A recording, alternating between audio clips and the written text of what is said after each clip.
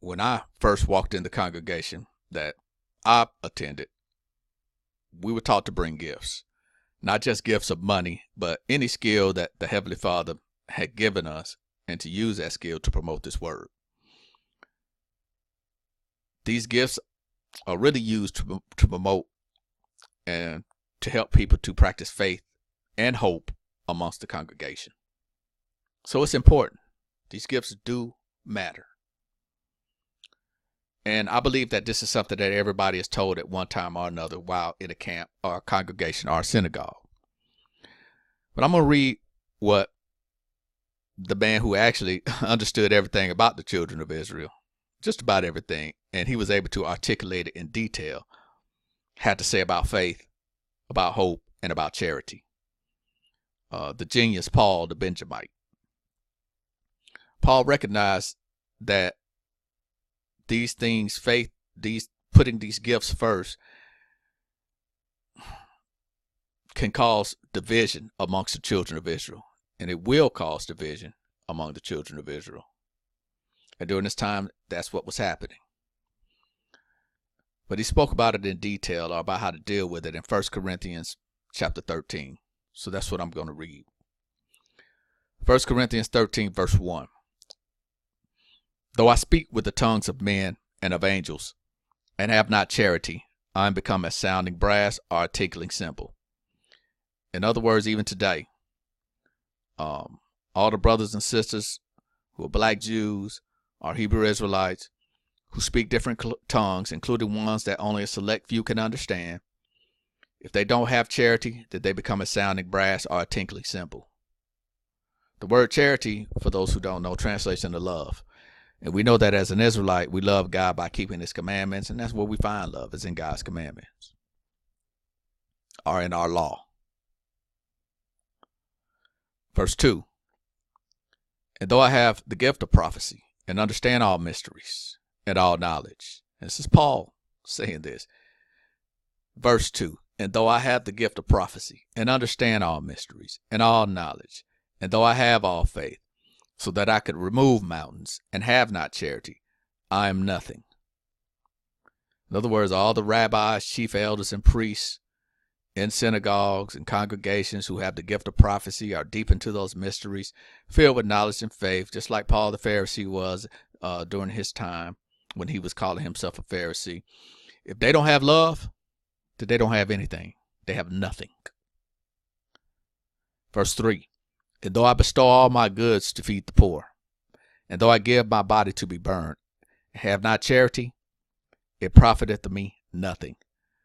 In other words, even people who may not be those leaders in their camps and congregations and synagogues, they're just members of a church or a camp or a congregation, and they feed the poor, and they're willing to sacrifice everything, but don't have charity. All of that work they put in, it profiteth them nothing. Nothing. Verse 4. Charity suffereth long, and is kind. Charity envieth not. Charity vaunteth not itself, is not puffed up. In other words, our law has patience and is kind. It doesn't provoke jealousy among brethren.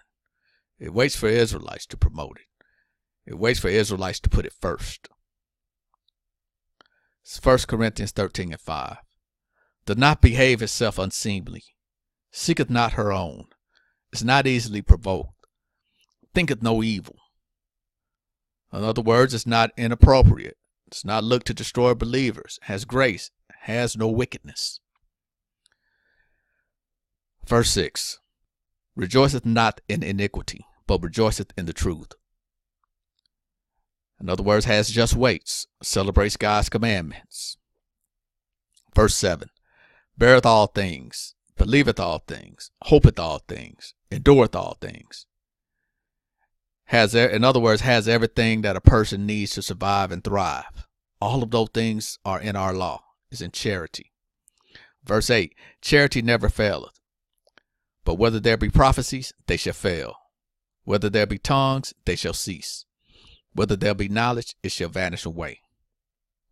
In other words, all the groups are individuals who build faith and hope and prophecies and tongues and knowledge, they will fail. They will fall. They will vanish away.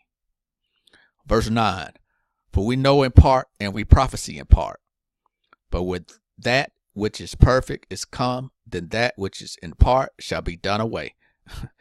That's another way of saying, and this is going to hurt some people's feelings, but when Israelites get serious about the law, all of their knowledge and prophecy will be done away with, because the law will be put first.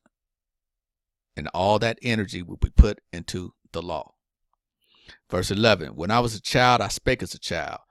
I understand as a child. I thought as a child. But when I became a man, I put away childish things.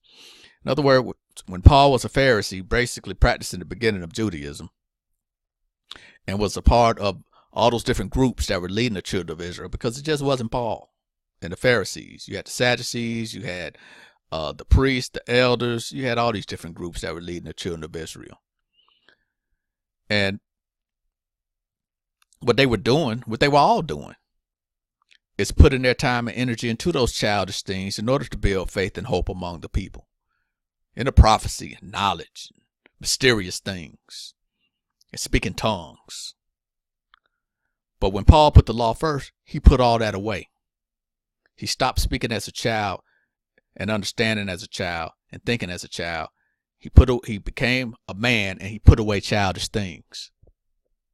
Verse 12, for now we see through a glass, darkly, but then face to face. Now I know in part, but then shall I know even as also I am known. In other words, now we see eye to eye somewhat. I understand what's happening, but you don't. But when we all put charity first, when we all put love first, we will all understand each other. It's another way of saying we'll all come together. Verse 13, and now abideth faith, hope, charity, these three. But the greatest of these is charity. So in other words, our people deal with faith. Our people deal with hope and the law. But the greatest of these is the law. What Paul is saying has always been the case. And that is that it's always been a possibility that when the Israelites become serious about putting charity or love or law, which is the same thing, when the children of Israel get serious about putting that first, what happens is brothers and sisters get serious about building a nation. And when they get serious about building a nation using the law, they build faith and hope in that law. Because our law becomes a solid foundation. It is a solid foundation that can't be moved. But everything else that brothers and sisters put their time and energy into can be moved. All those other things, like prophecy, like speaking in tongues, like all this knowledge of many things and knowing all of these deep mysteries, all those things will go away with, man. They are not a solid foundation to build anything on. And too many brothers and sisters, even today, this is what they're building their foundations on. And when they build their foundations on those things, they provoke jealousy and they provoke fear. Because instead of focusing on the law, they inevitably have to go out here and start looking at these other nations and focusing on them. So this is what's said by Paul the Apostle, Paul the Benjamite, the genius. He was no doubt on point, because he basically said the same thing that everybody else of importance has said throughout the scriptures, that the children of Israel need to be obedient and turn to their law.